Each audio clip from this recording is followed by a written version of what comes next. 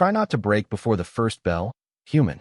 Madison Vale's voice carried across the Meridian training arena with effortless confidence, and 300 cadets answered with laughter. Ryan Mitchell stepped onto the gravity floor without looking toward the stands. White light washed over the polished surface.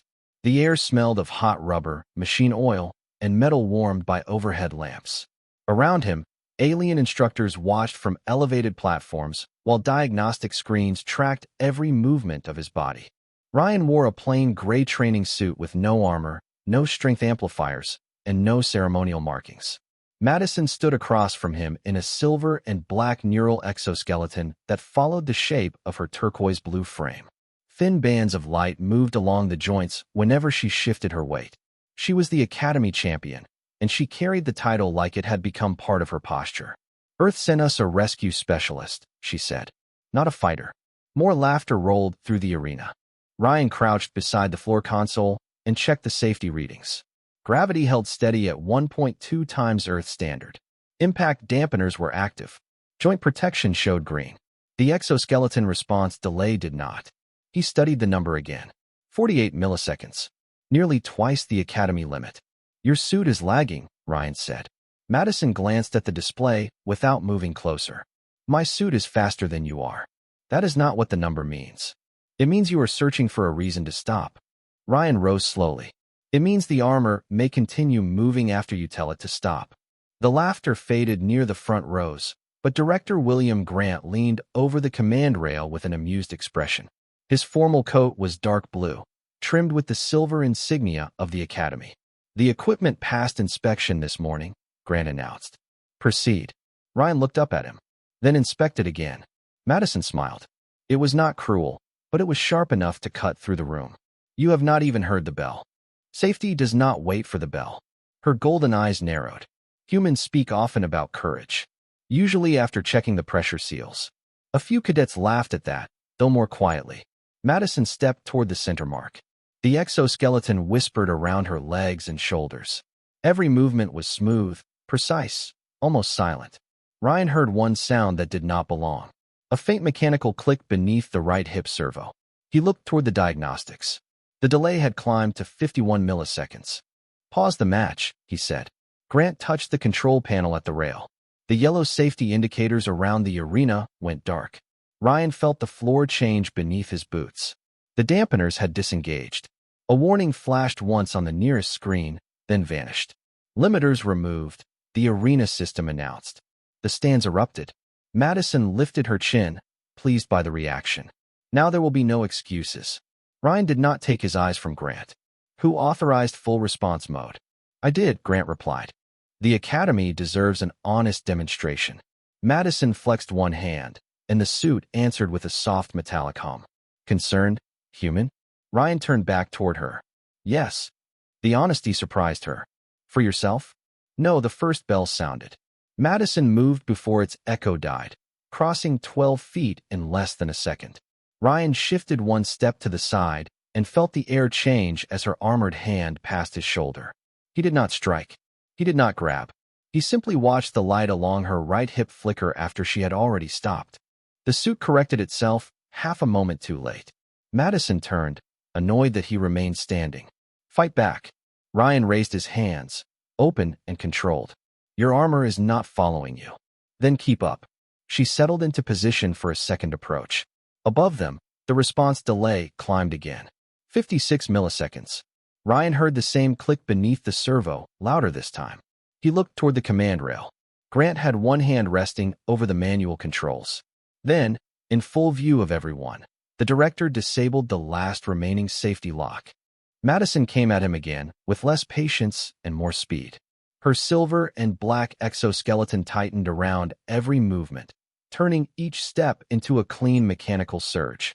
Ryan shifted backward across the gravity floor, never crossing his feet, never taking his eyes from the flickering light near her right hip.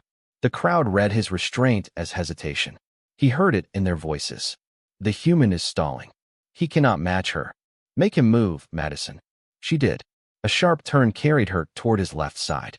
Ryan lowered one shoulder, redirected her momentum with an open palm, and released her before the contact became a hold. Madison recovered almost instantly. The suit corrected her balance a fraction of a second after she had already corrected it herself. The delayed movement pulled her one step farther than she intended. Ryan caught her forearm and guided her back to center. "Stop the match," he said quietly. Madison pulled free. "You keep touching the brakes because you are afraid of the road. I am afraid your armor is driving." Her expression hardened. She moved again, faster than before, testing him with a sequence of turns, feints, and controlled advances. Ryan gave ground. He absorbed pressure without answering it. Each time she expected resistance, he offered space. Each time the suit tried to carry her past the limit, he returned her to balance with the smallest movement possible. The stands grew restless. Madison heard it too. Her pride rose with the noise. "Fight back," she said. "I am." "No. You are surviving." Ryan glanced at the overhead display. 63 milliseconds. The delay was still climbing. "Madison, listen to the suit. I hear only you making excuses." She lowered her stance and shifted into a technique Ryan recognized from the restricted Academy files. It was designed for armored combat, not training. The movement relied on trapping the opponent's upper body while the exoskeleton multiplied rotational force through the hips. Ryan saw the entry before she committed. "Do not finish that turn," he warned. She did not stop. The suit drove her forward. Ryan stepped inside the line, lowered his center of gravity, and caught her wrist with both hands. He could have forced the joint. He did not.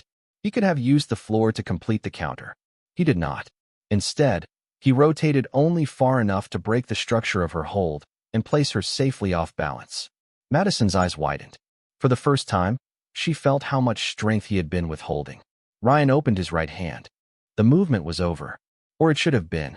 The exoskeleton did not release. A red pulse flashed beneath Madison's hip plate. The suit continued the rotation Ryan had already stopped, pulling her frame through a motion neither of them commanded. Ryan saw the change and immediately released both hands. "Power down," he shouted. The arena system did not answer. Madison tried to correct her stance, but the suit added another delayed command. Her expression shifted from anger to confusion. Ryan moved toward her, not to attack, but to keep her upright. "Do not resist it," he said. "Let the servos finish. I am not telling them to move." "I know." The crowd had gone quiet. Above them, the display showed 71 milliseconds. Then 78. The right hip light flashed again.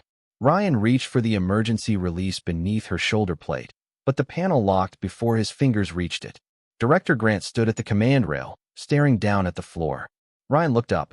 "Cut the power." Grant did not move. Madison tried one final time to step free. The exoskeleton answered with a hard mechanical correction. Ryan caught her before she reached the floor, but the suit had already completed the motion he had refused to finish. The arena heard the warning tone before anyone understood what it meant. One sharp mechanical note cut through the silence, followed by the hiss of Madison's exoskeleton locking around her frame. Ryan lowered her carefully onto the gravity floor, keeping her shoulders and hips aligned. The lights along the suit changed from white to red. Madison tried to move one leg. Nothing happened. Her eyes fixed on the ceiling for half a second, then found Ryan's face. "Why can I not feel the floor?" she asked. The question was quiet enough that the nearest cadets had to lean forward to hear it. Ryan did not answer with a guess. He placed one hand beside her shoulder, not on her, and studied the suit display. Neural feedback remained active. Command output continued to rise even though the match had ended. "Do not try to move," he said. "The armor is still sending instructions." "Then turn it off." Ryan reached for the emergency release again. The panel flashed access denied. He looked toward the command rail. "Director Grant, cut primary power now." Grant's voice came through the arena speakers. "Medical teams are approaching. Step away from her." Ryan stayed where he was. The suit is applying delayed corrections. If anyone removes it without isolating the lower servos, it could worsen the injury. The first medical unit rolled onto the floor, followed by 2 Academy technicians. One of them reached for Madison's hip plate. Ryan caught the technician's wrist before the hand touched the release. He did not squeeze. He only stopped the motion. "Not yet," he said. "The right hip servo is still under load." The technician stared at the red numbers on the display and slowly pulled back. Madison's breathing had become shallow. Her hands pressed against the floor, searching for control she could no longer feel. Ryan lowered his voice. Look at me. She did. Anger remained there, but fear had entered beside it. You did this, she said. Maybe, Ryan replied. But the suit is still doing something now, and that is what matters. He opened the manual diagnostic port beneath her shoulder plate and connected his training monitor. A stream of commands appeared across the screen. Flex. Rotate. Hold. Repeat. The same sequence kept cycling through the lower frame. Ryan's expression changed. This is not a shutdown error. Dr. Emily Carter arrived and knelt on Madison's other side. What are you seeing? The system is repeating the final combat command. That should be impossible after disengagement. It never disengaged. Ryan pointed to the line of code. The armor is treating her nervous system like the match is still active. Dr. Carter placed a stabilization field along Madison's back and checked the medical readings. She did not speak for several seconds. The arena remained completely silent. No cheering. No whispers. Only the soft pulse of the field and the repeating alarm inside the suit. Madison watched the doctor's face. Tell me the truth. Dr. Carter met her eyes. Your lower spinal signals are disrupted. We need to stop the feedback and move you to imaging. Madison looked back at Ryan. Can you stop it? He studied the command cycle. The suit required 3 linked shutdowns, each time between feedback pulses. A mistake would reset the sequence. Yes, he said, but everyone else has to keep their hands off the armor. Grant's voice returned over the speakers. Security, remove the human from the floor. Ryan did not look up. If they touch me, the timing fails. Dr. Carter rose just enough for the cameras to see her face. No one moves him. Ryan placed his fingers over the first release. The alarm sounded. He waited. The red light dimmed for less than 1 second. He pressed. 1 servo went dark. He moved to the second. Madison gripped the floor harder. You had already let go, she whispered. Ryan paused only long enough to hear her. Yes. The second pulse arrived. He pressed again. Another section powered down. On the third cycle, the suit resisted, then finally released with a long mechanical exhale. Madison's body remained still, but the red warnings stopped climbing. Ryan sat back on his heels. Around them, 300 cadets stared at the man they had mocked minutes earlier. He could have defended himself. Instead, he looked at Dr. Carter and asked only one question. Can she recover? The doctor checked the readings once more. There is a chance. Ryan lowered his head, relief and guilt crossing his face at the same time. Then his monitor flashed a final message from the armor system. External command source detected. Ryan read the message twice before closing the monitor. External command source detected. He did not show it to the arena cameras. Not yet. Dr. Carter directed the medical team to bring a stabilization platform onto the floor, and Ryan helped position it beside Madison without shifting her frame. Every movement was deliberate. He explained which armor plates could be opened, which servos had to remain isolated, and where the feedback lines entered the spinal interface. The technicians followed his instructions now without argument. Grant stood above them at the command rail, speaking into a security channel Ryan could not hear. You should go, Madison said. Her voice was weaker, but the anger in it had not disappeared. They are going to blame you. Ryan checked the final power cell beneath her shoulder. They already do. Then defend yourself. Later. Why later? He looked at the medical display. Because you are still on the floor. The stabilization platform rose until it matched her position. Ryan and Dr. Carter guided the armor frame across by inches, keeping the locked sections level.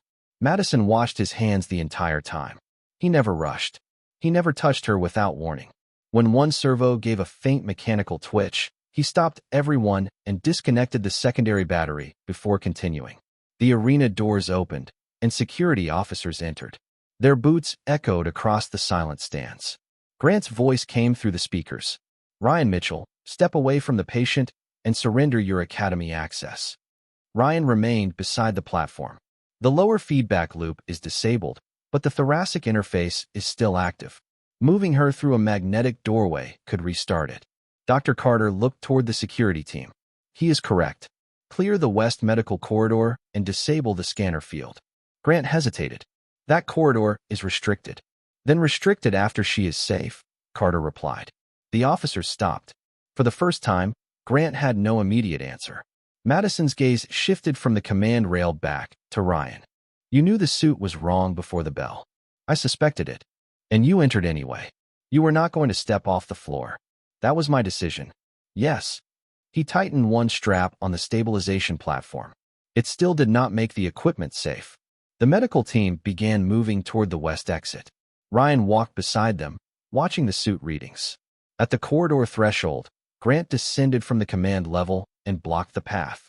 Up close, his expression had lost its public calm. The human is under investigation, he said. He does not accompany the patient. Dr. Carter started to object, but Ryan lifted one hand. That is fine. Madison turned her head slightly. No, it is not. Ryan held up the monitor so Carter could see the remaining diagnostic pattern. The feedback sequence repeats every 20 seconds. If it returns, disconnect channel 4 before channel 2. Never reverse that order. Carter took the device. Where will you be? Answering questions. Grant reached for Ryan's academy badge. Ryan removed it himself and placed it in the director's palm. He could have shown the external command warning. He could have pointed to Grant in front of 300 witnesses. Instead, he looked at Madison. You can hate me when you can stand again. Her expression tightened, not with anger this time, but with confusion. You think I will? You have the right. The platform moved past him. Ryan stayed behind. Security closed around him without touching him, and the medical doors sealed between them. The arena emptied slowly. The laughter from earlier felt impossible now. Grant ordered every recording secured under Academy authority. Ryan said nothing until the last cadet left. Then he opened a private backup on his wrist display and copied the external command alert into an encrypted file. In the medical wing, Dr. Carter completed the first imaging scan. She stared at the results, then compared them to the force data from Ryan's movement. The numbers did not match. The injury pattern showed far more rotational pressure than his hands had applied. Carter looked through the glass toward Madison, who lay awake beneath the scanner lights. There is a chance you will recover, she said. But we need to understand what the armor did. Madison closed her eyes for one moment. Then bring him back. Madison woke to the sound of servo motors testing themselves beside her bed. The recovery room was quiet except for the soft hum of medical equipment and the measured pulse of the spinal support field beneath her. Sunlight from Meridian's artificial dawn system spread across the floor in pale gold bands. Dr. Carter stood near a compact mobility chair waiting beside the door. The chair can carry you to rehabilitation, she said. Madison looked at it, then at the ceiling. I do not want to be carried. It is only temporary. Then give me something temporary that requires me to move. Carter studied her for a moment before activating the mechanical recovery frame near the wall. The device unfolded into a narrow support structure with braces for the hips, knees, and lower back. Its motors were slower than the Academy exoskeleton, designed to follow effort rather than replace it. This will be difficult, Carter warned. Good. The first attempt lasted less than 30 seconds. Madison's arms shook against the support rails while the frame waited for signals her body could barely produce. She managed 1 inch of movement before the system stopped. The second attempt was no better. On the third, the right brace responded too quickly and forced the frame out of alignment. Madison closed her eyes, anger rising behind them. Who calibrated this? The rehabilitation team. Then they do not understand my neural pattern. Carter adjusted the control panel. Someone else agrees. She opened a message file containing a series of technical corrections. The notes were precise, each one tied to Madison's medical readings. Reduce right side assistance by 8%. Increase delay tolerance. Do not complete any movement she does not initiate. Madison recognized the language before Carter said the name. Ryan Mitchell sent these? Every 6 hours since security removed him from the academy. Why is he still monitoring my recovery? He is not monitoring you. He only receives anonymous mechanical data. Madison looked at the final note. Let her control the pace. Do not reward speed. Where is he? She asked. Outside the eastern perimeter. Grant revoked his access. Bring him here. Carter hesitated. You do not have to see him yet. I know. 2 hours later, Ryan entered the rehabilitation room wearing the same gray training suit, now without an academy badge. He stopped several feet from Madison and waited. She stood inside the recovery frame with both hands resting on the rails. Her turquoise blue face looked calmer than it had in the arena, but the calm required effort. You changed the support settings, she said. I suggested changes. Do not hide behind careful words. The frame was finishing movements for you. You noticed that from a data summary. It was the same mistake the armor made. Smaller, but the same. Madison tightened her grip on the rails. Dr. Carter says the force pattern does not match your movement. Ryan said nothing. She says the injury required more pressure than you applied. Then the suit added it. You knew that on the floor. I suspected it. You had proof. I had one alert from a system controlled by the Academy. Madison shifted one foot inside the brace. The frame waited. She moved again, and this time the machine followed without leading. 1 inch. Then another. Ryan did not step closer. Why did you not defend yourself? She asked. Because your condition mattered more than my reputation. That answer is too easy. It was not easy. She looked at him then, searching for pride, fear, or satisfaction. She found only fatigue. The force data shows your hand opened before I fell, she said. Ryan's expression changed almost imperceptibly. Where did you see that? Carter recovered a partial sensor trace. How much? Less than half a second. He looked toward the rehabilitation frame. That may be enough. Madison moved her left foot forward. The frame followed. She stood a little straighter. Enough for what? Ryan reached into his pocket and placed a small encrypted drive on the nearby table. To prove the armor kept moving after I stopped. Madison stared at the drive. And if the official recording is gone, then we find one that is not official. Jason Brooks found them in a storage room behind the rehabilitation lab, where old training cameras were kept after the Academy replaced them with networked models. Dust lay across the shelves. The air smelled of warm plastic and stale coolant. Ryan closed the door while Madison positioned her recovery frame beside a narrow work table. She did not ask for help. Jason placed a palm-sized camera unit beneath the light. This one belonged to a cadet in the 3rd row, he said. It recorded locally before uploading to the Academy server. The official server file was altered, Ryan said. Jason nodded. Deleted, then rebuilt from selected angles. Madison looked at the camera. Can this still work?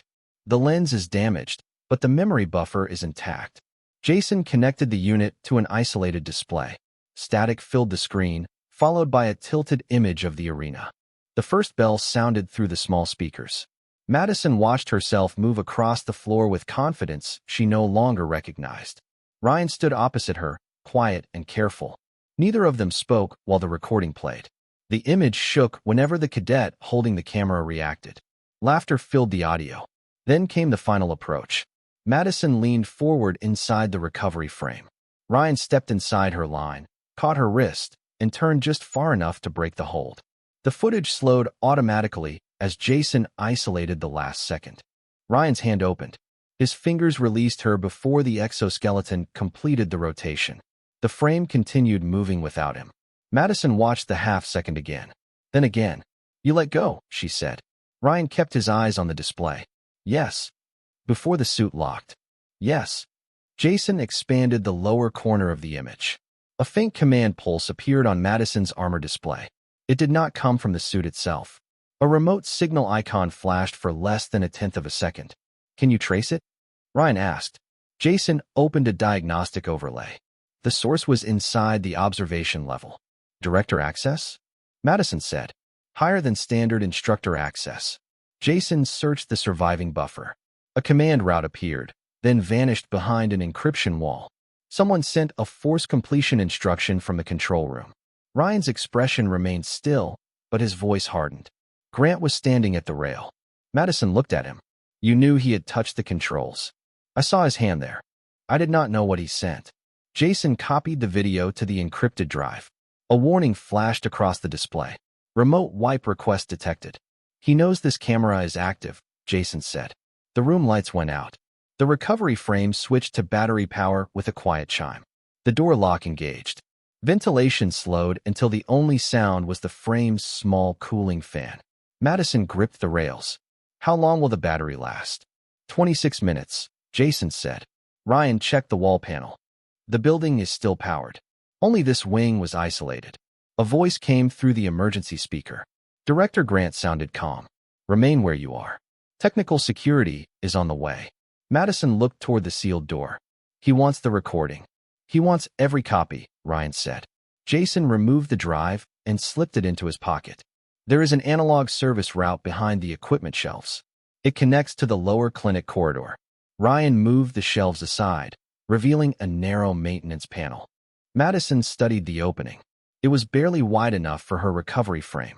"The frame will not fit," Jason said. Ryan looked at her. "I can carry you through." Madison's eyes sharpened. "No," he nodded once. "Then we find another way." She examined the frame controls. Battery temperature was already rising. "This machine can fold the rear supports if I disengage the stabilization lock." Dr. Carter had warned her never to do that without supervision. Ryan saw the same risk in her face. "You decide," he said. Madison entered the command herself. The frame narrowed with a series of slow mechanical clicks. She stepped toward the opening under her own control. One step, then another. Ryan walked behind her without touching the frame. At the threshold, the speaker came alive again. "Madison, do not let the human manipulate you." She stopped. For a moment, the words seemed to fill the dark room. Then she looked at the frozen image still glowing on the backup screen. Ryan's hand opened before the suit moved. "He is not the one who lied to me," she said.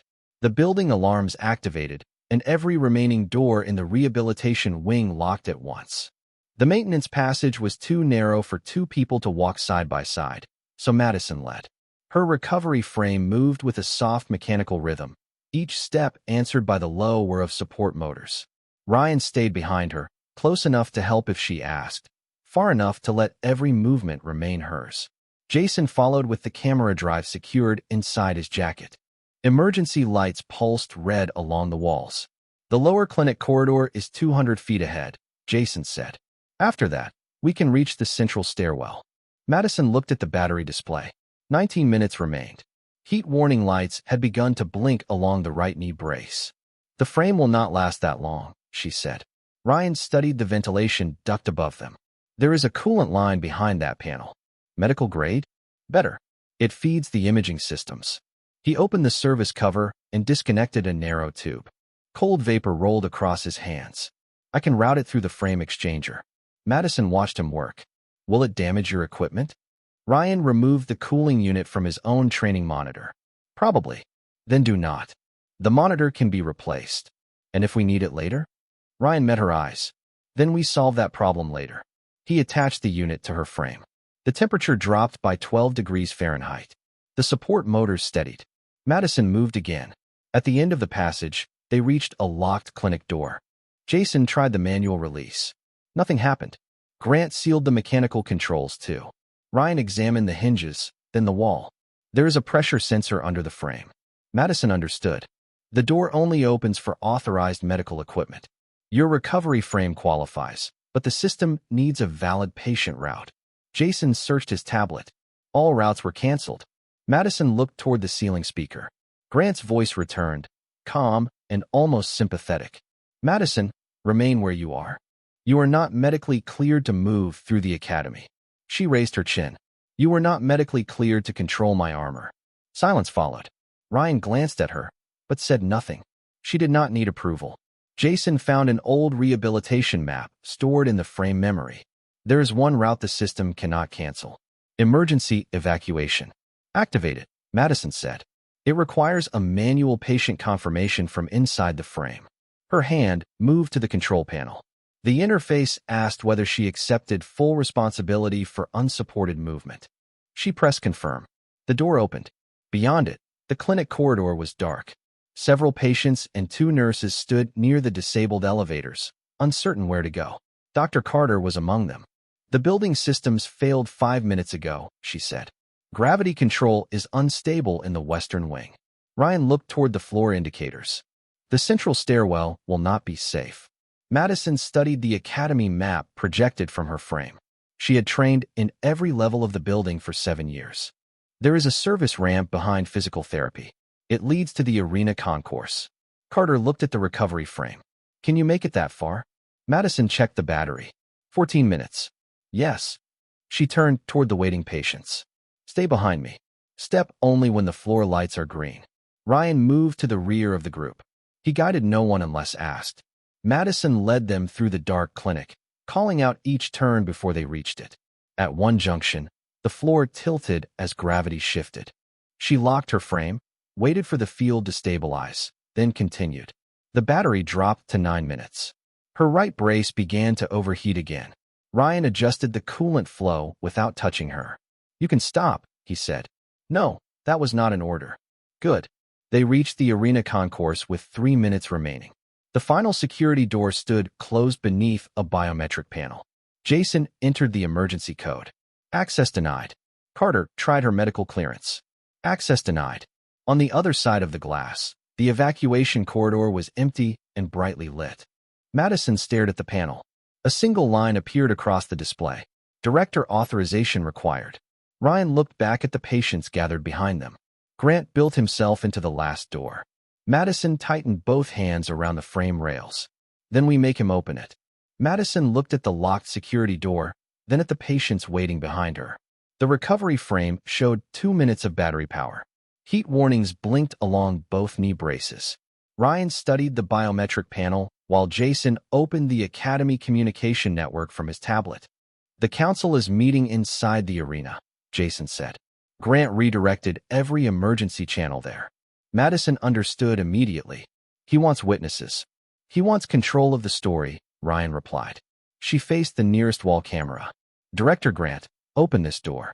His image appeared on the security screen above the panel.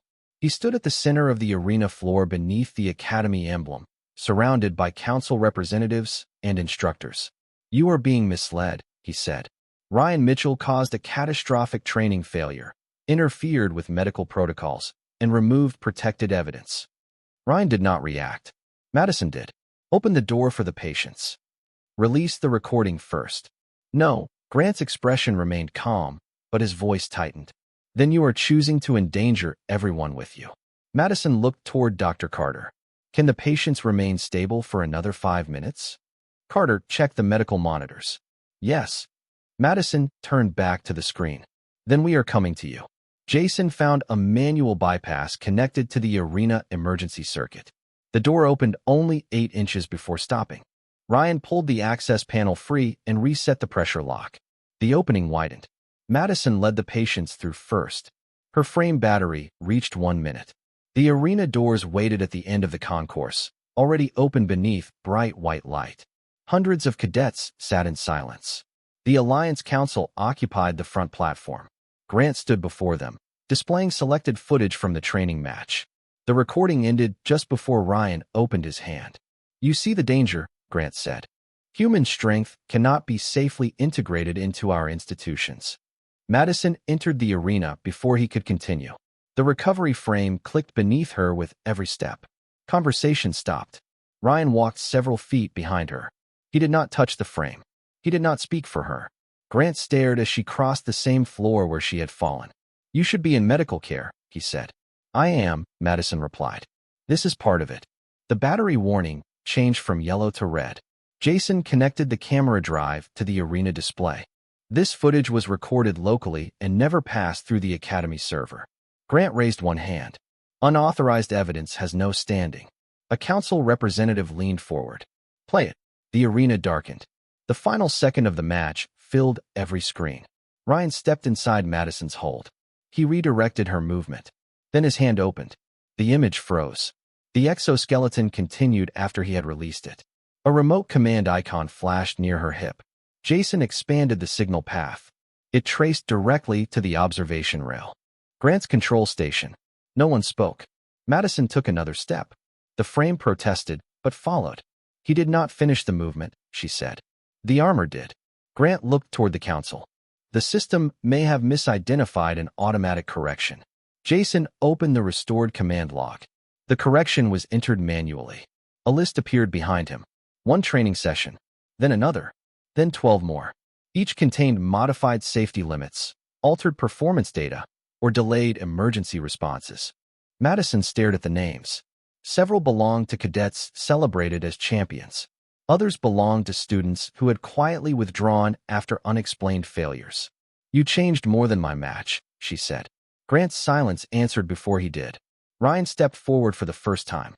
Every camera turned toward him. "This is not about one director," he said. "It is about a system that rewarded spectacle over safety. Audit every suit. Preserve every recording." Rebuild the program so no cadet has to trust a machine that answers to someone else. A council member asked, "And what action do you request against Director Grant?" Ryan looked toward Madison. "That decision is not mine." She stood straighter inside the frame. "Suspend his authority. Protect the evidence. Then let every affected cadet speak for themselves." Grant's access badge went dark. The arena doors unlocked across the academy. Madison's frame lost power at last, but it did not collapse. Ryan stepped near her without touching. "Do you need support?" he asked. She looked at the silent crowd, then at the open hand beside her. "Not yet." She shifted her weight, held the rails, and remained standing. 6 months later, the Meridian Arena sounded different. The old laughter had been replaced by the quiet hum of recalibrated safety systems and the soft confirmation tones of independent diagnostic units. Every training suit now carried 2 separate shutdown channels. Every session was recorded on local and public archives. No director controlled both. Madison Vale stood at the center of the floor inside a lighter recovery frame designed from the modifications Ryan had first sent to Dr. Carter. The braces no longer moved for her. They waited. That had been her condition before approving the design. Around the arena, new cadets watched from the same seats where 300 voices had once mocked the human standing across from her. Ryan Mitchell wore the same plain gray training suit. He had refused the ceremonial uniform offered by the Alliance Council. "It has too many fasteners," he had said. Madison knew the real reason. He did not want rank to speak before he did. Dr. Carter monitored the medical display from the lower platform. Jason Brooks sat beside her, overseeing the independent recording system he had helped build. Above them, a new sign had been fixed to the observation rail. "No command may override consent." Madison looked toward Ryan. "You are late," she said. "By 12 seconds. Humans measure confidence differently. Humans measure everything after checking the pressure seals." A few cadets smiled. Ryan did too. The exchange had become familiar between them, less a challenge now than proof that neither had lost the person they had been before the accident. Madison adjusted her stance. The recovery frame responded with a quiet pulse. She could walk without it for short distances now, but she wore it during demonstrations because she wanted the cadets to see recovery as work, not spectacle. "Show them the counter," she said. Ryan glanced toward the class. "The technique is restricted. That is why they need to understand it. Understanding is not the same as repeating. Then teach the difference." He stepped closer. The arena lights dimmed until only the training floor remained bright. Madison raised one arm and entered the same opening she had used months earlier. Slower this time. Controlled. Ryan moved inside her line, lowered his center of gravity, and caught her wrist with both hands. The cadets leaned forward. His position was almost identical to the frozen image that had been examined by investigators, medical experts, and council members for weeks. Madison felt the strength in his grip. Not pressure. Possibility. Ryan rotated just far enough to remove the structure from her hold. Then he stopped. His right hand opened. The recovery frame remained still. No delayed command followed. No hidden signal completed the motion. Madison shifted her weight and stood upright. The arena stayed silent. Ryan released her wrist and stepped back. "What ended the technique?" he asked the cadets. One student raised a hand. "You opened your grip." That was the physical answer. Ryan looked around the room. What was the real answer? No one spoke at first. Madison watched them searching for the lesson in force, angle, timing, or mechanics. At last, a young cadet near the front said, "You chose not to finish." Ryan nodded. Strength without a stopping point is only failure with more power behind it. Madison looked toward the observation rail, now empty of private controls. Grant had been removed from office and barred from training administration. The investigation had restored records for 19 cadets whose careers had been shaped by altered results. Some returned. Some did not. Each had been allowed to decide. That mattered more to Madison than punishment. She stepped out of the recovery frame. Dr. Carter watched carefully, but did not intervene. Madison placed one foot on the floor, then the other.